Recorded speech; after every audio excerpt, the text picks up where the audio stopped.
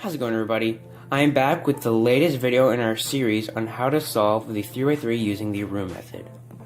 In my first video on this series, I taught you how to build the 1x2x3 blocks on either side of you. In my most recent video, I taught you how to solve the corner using the Roux and Pop methods. In this video, I'll be teaching you the final step on how to solve the 3x3 Rubik's Cube using the Roux method, which is called LSE, or last 6 edges. It's basically where you have to solve these top 4 edges along with the bottom 2 edges at the same time using a series of algorithms, M's, and U moves. Experiment around with the puzzle at this point. You'll notice that the M slice is free to do whatever it wants and won't affect what we've already done with the cube. Same thing with the U slice. So if we do like a bunch of M's and U's, then you'll realize that no matter what we did, our first 2 blocks and our corners have not been affected.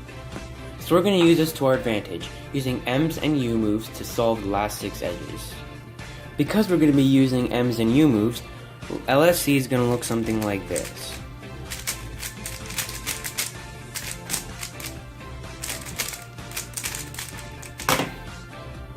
As you can see, I only use M's and U's.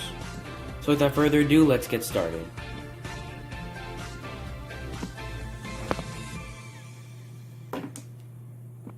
So the first sub-step of LSC introduces us to the concept of good and bad edges. We'll be going more in depth of the good and bad edge concept later on, but now we're just going to go over the vague parts of it. What we really want is for all of the good edges to be present, not the bad edges. So as you can see, if we match up the center with the corners, we can see that the respective center and the corners is yellow. Same thing with the bottom, it is white. And we want all of the edges to be yellow or white. As you can see, I've pre-done the good and bad edge steps. So now you'll know what the good and bad edge, once it's done, what it looks like. So let's just get started. The first step of LSC is to get the good and bad edges, like I said. So now I'm going to teach you how to do that. There are several cases of the good and bad edge step you can get. The first one I'm going to teach you is what I call the arrow case. It's going to be 3 bad edges on the top layer and 1 bad edge on the bottom layer. You want to hold the puzzle so that the 1 bad edge on the bottom layer is facing towards you. If that's not the case and the bad edge is facing in the back, you can just do a D2 so that's facing towards you. Now, go ahead and face the arrow so that the tip of the arrow is aligned with the bottom bad edge. Do the algorithm M, U, M. And go ahead and reverse that D2 if you did one. You can also have a case where you only have 2 bad edges and they're kind of in an L shape like this. There's going to be 1 corner in between them. You want to put the corner sets in the upper left position and the bottom bad edges don't matter. So you want to do this algorithm. M, U, M. Same algorithm as last time, and as you can see that brings us to the arrow case, and we can just go ahead and do that. You can also have a case where you have only 1 bad edge. If you have the case where you just have 1 bad edge, then look on the bottom layer. You should see if there's another bad edge. Go ahead and put the top bad edge that's on one of the sides, doesn't matter which one, and go ahead and do an M2. That should get you to the case I just previously taught you, and now you can do all the other cases that follow along.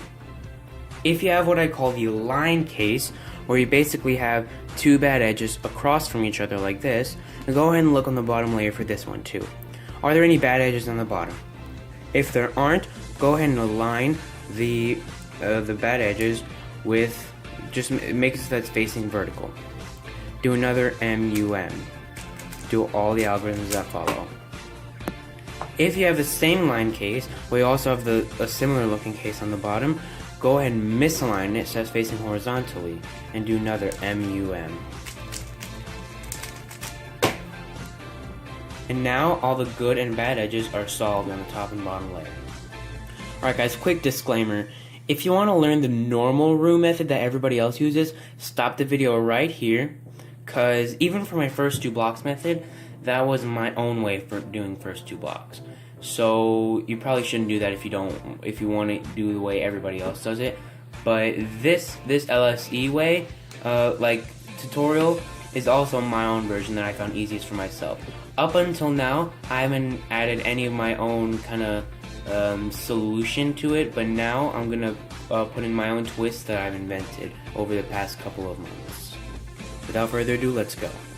Okay, so after that, we're gonna go even more complicated with the good and bad edges, and just align, and we're going to align the top and bottom centers. So we align the yellow center with the yellow corners. Same thing with the white center and the white corners. So we want to look at all the edges on the top layer. See, this white edge is actually a bad edge because it's not actually yellow. And that's what I said, we're going to go more in depth with the good and bad edges kind of concept. So if we have just one bad edge, then we want to point it to the side. Same thing we did with the previous bad edge case. Point it to the side, doesn't matter which one, and just do M2. Because we want to get an L, right? Doesn't matter where the center is. This could be yellow if we wanted it to be, okay? Now, we need to put the L so that's facing up like this, and do the following algorithm.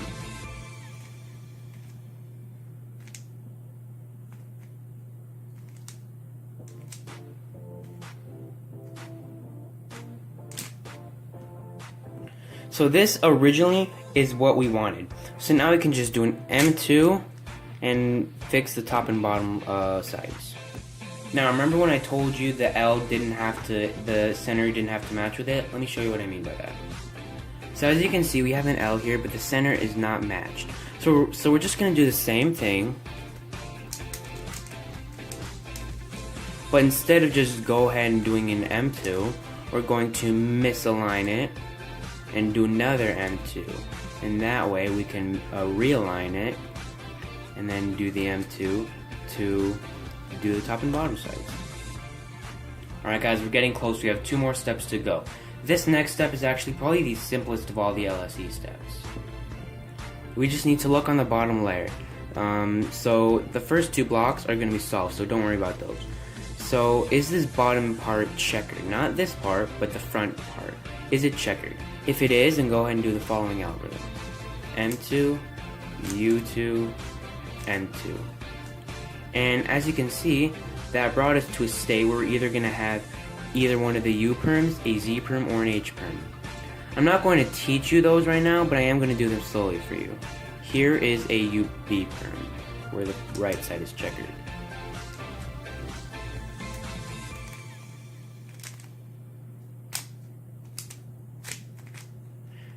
AUF to solve. Here is a UA perm, where the left side is checkered.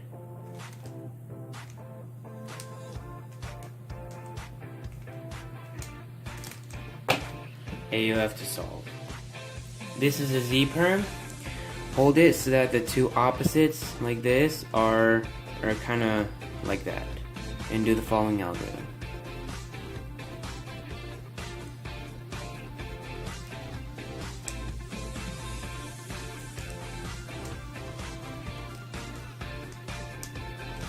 AUF to solve. This is probably my favorite algorithm of all time, and pretty much every cuber's favorite algorithm. By the way, all these like last layer algorithms I learned from the CFOP, so that's why it's helpful to know several methods, so that you can apply your own tips to your favorite method and make it easier for you.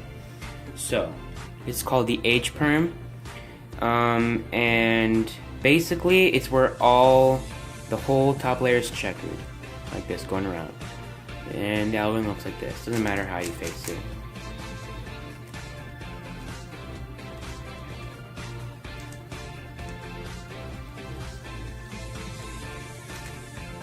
AUF to solve. Alright guys, there it is. Now you have solved the Rubik's Cube using the Roux method. The reason I've come up with my own kind of version of F2B and LSE is because I just believe that my methods are easier. Like I said in a previous video, do whatever makes you faster. Don't try to copy everybody else. What works for Felix may not work for Matt's Park. Did I really just say Matt's Park? My bad guys, Matt's Vault. Anyways, that's the end of the video. I really hope you guys learned something from this. If not, comment down below and I'll try to redo the video.